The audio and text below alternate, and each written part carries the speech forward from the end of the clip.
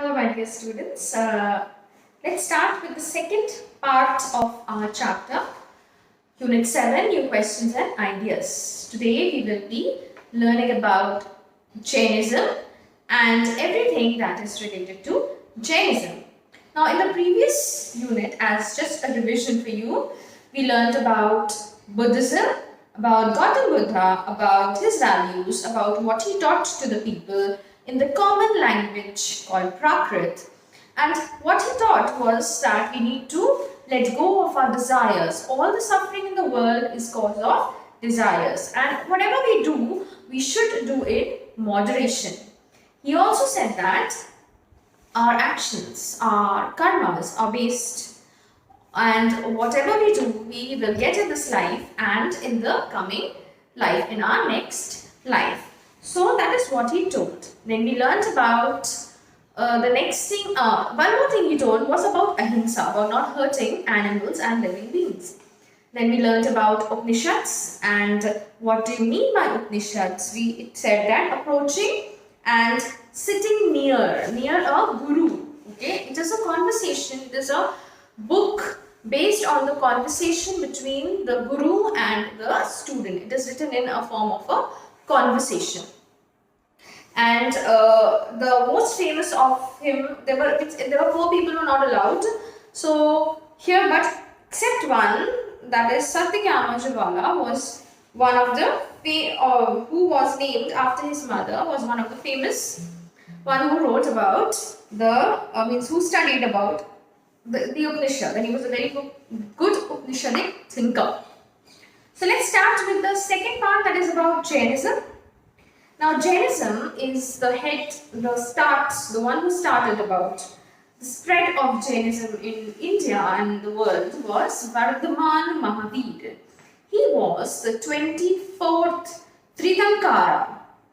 Okay, so he was the 24th Tirthankara, and he spread the message around 2500 years ago, at the same time about Gautam Buddha. Okay, he was also a Kshatriya prince from a Lachavi dynasty. Okay, he was a part of the Vajji son, and he left home and he went to live in the forest for about 12 years and led a hard and lonely life, and at the end of which he attained salvation, he attained enlightenment. His values and the values of Gautama Buddha are totally different. Okay, he taught the people about that men and women who wish to know the truth must leave their home and lead a lonely and hard life and do meditation to attain God. So they must follow strictly some rules of ahimsa. Now what is ahimsa? It is non-violence, not killing of human or animals. But he himself, he said that not even hurting the smallest of the beings. So all beings, said Mahavir, long to live. To all living things is dear. Ordinary people could understand his teachings of Mahavir and his followers because they used Prakrit. Again, Prakrit was a common language of the people that was used by him. There were several forms of Prakrit which was different from different countries. And they named after the religion which was used. So for example, if Prakrit spoken in Magadh, it was called as Magadhi. Okay, so from where the language was spoken in that particular place, it was known as that particular name of the state. The followers of Mahavir were known as Jains, and they led a very simple life, begging for food and being absolute honest, ahimsa, non-violence, no stealing, and were especially asked not to steal, and also they had to observe celibacy. Celibacy means they were not supposed to marry and they were supposed to live a brahmacharya life. Okay, that means not marrying and living a single life. Then men had to give up everything including their clothes. They had to be bound with nothing, no clothes also. But it was very difficult for men and women to follow these strict rules. Nevertheless, thousands of their homes left homes to learn and teach the new way of life. Many more remained, helped and supported, who became monks and nuns, providing them with food. Jainism was supported mainly by traders, farmers, who had to kill insects to protect their crops. So it was very difficult for the farmers basically to follow it strictly, because when they had to dig the ground for sowing the seeds and all, in that process, they not intentionally, but insects and microorganisms were killed. So it was very difficult for the farmers to follow it. So hundreds of years, Jainism spread to different parts of the world like Gujarat, Karnataka, Tamil Nadu, and even several parts outside also. So the teachings of Mahavir were transmitted orally for several centuries, and they were written down in the form of presently at the place called Vallabhi in Gujarat about 1500 years ago. So before it was just it's just verbally they used to speak, but later it was formed into scripts and then they were studied by the people. So you can see there is a similarity and there is a dissimilarity also in both the religion of Buddhism and Jainism. Whereas Buddhism, as I told you, was teaching ahimsa, but not into an extent of killing microorganisms, whereas they were like they used to wear clothes, whereas Jain, they never used to wear clothes.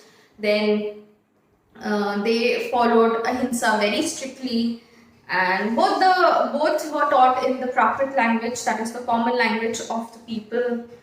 Then Buddhism was headed by Gautam Buddha, whereas Jainism was headed by the 24th Tirthankara, that is Vardhaman Mahavir. Both were a prince and both were Kshatriya also.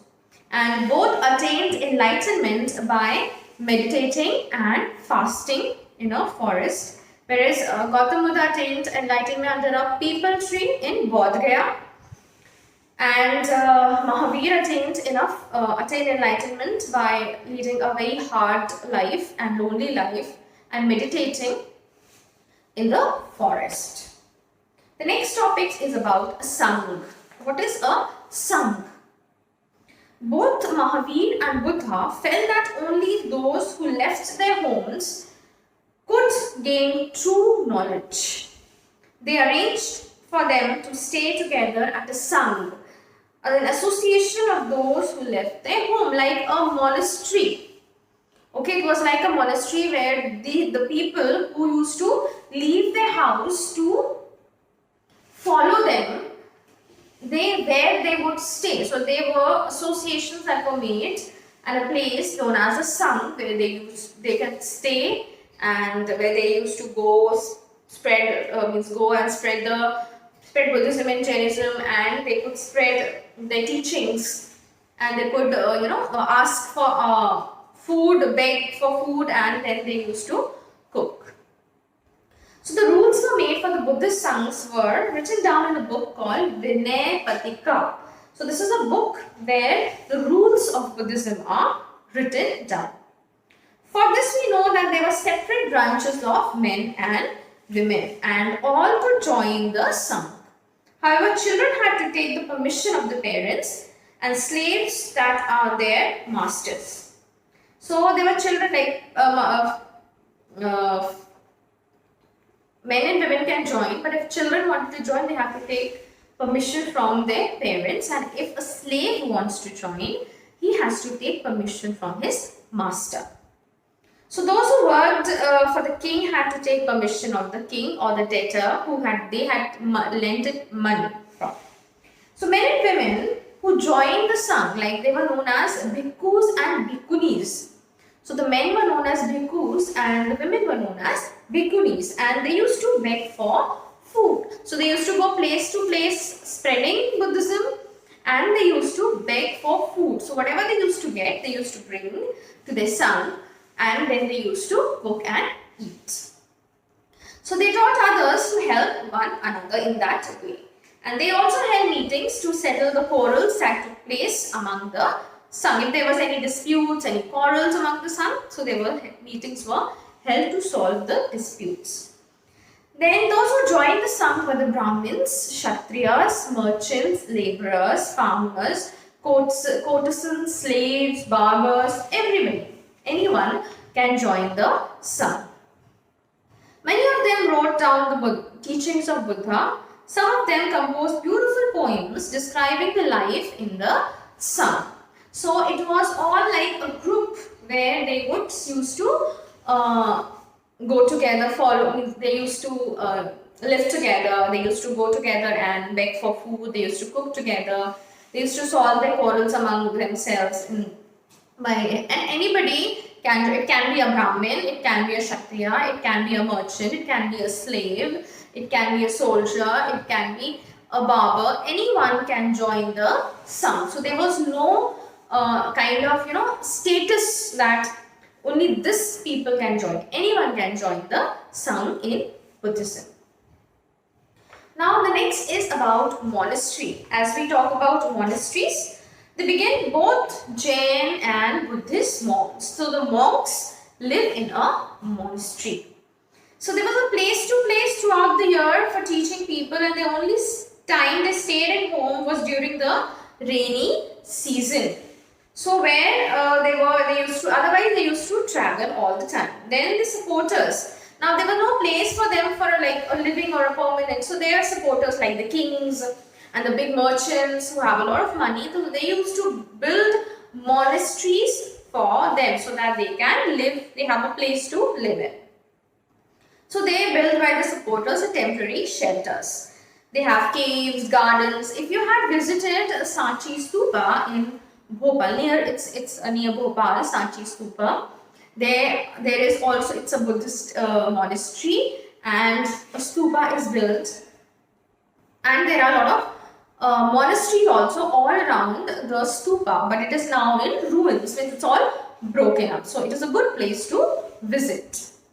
So at time on, many supporters of the monks and nuns and they themselves felt the need to have a more permanent settlement, and so monasteries were built. These were also known as viharas. So monasteries are also known as viharas. That means a place to live, where they can live permanently. Like at night they can live, and daytime they can go about and asking for food, and where they can have a place, they can cook, they can sleep. So viharas were made of wood, and then later on it started to made of bricks, and in the form of caves also they dug out, and especially in the Western India.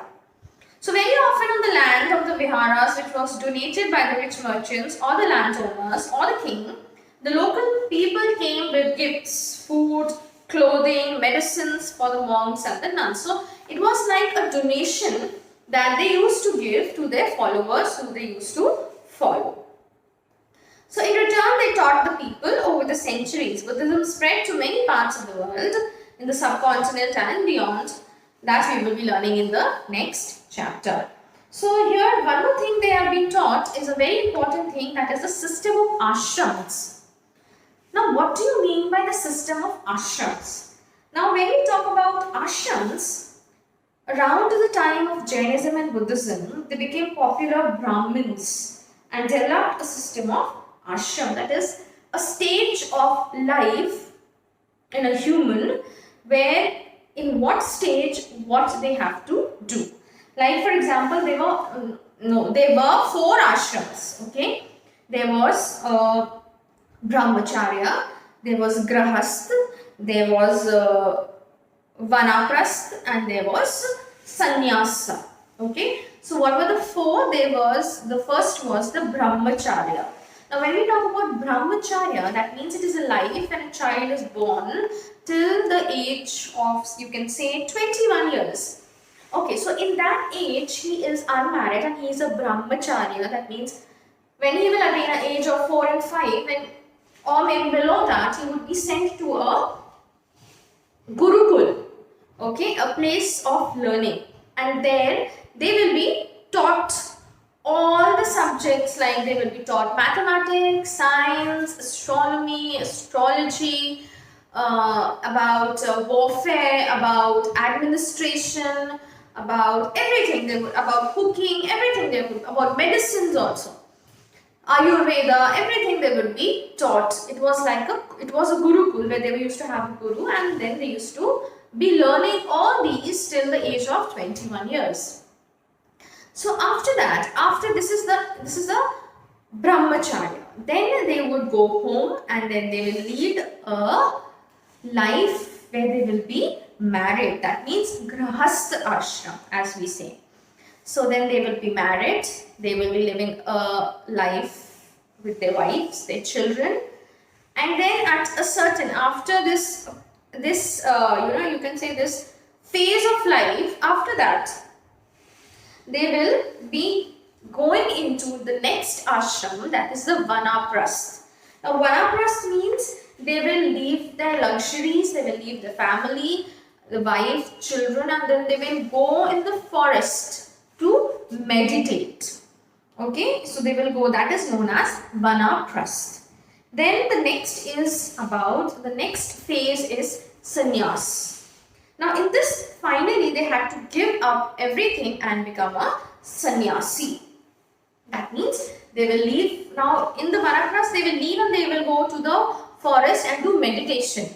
And then finally when they will attain that certain phase of vanaprasth, and they will go into the next phase, that is sannyasa, and then they will leave everything, and then they will be like, they will be going, and they will no more be a king or a prince, and they will be leading a life of a sannyasi, going place to place, spreading the word of God and asking for food, begging and cooking by themselves with no facilities and no luxuries of their life. So this is how they will leading the life. So that is what is about the 4 ashrams, that is the brahmacharya, grahasthashram, vanaprasth, and the last one is sannyasa. So I hope you have understood the chapter well. Please read the chapter thoroughly and mark the answers.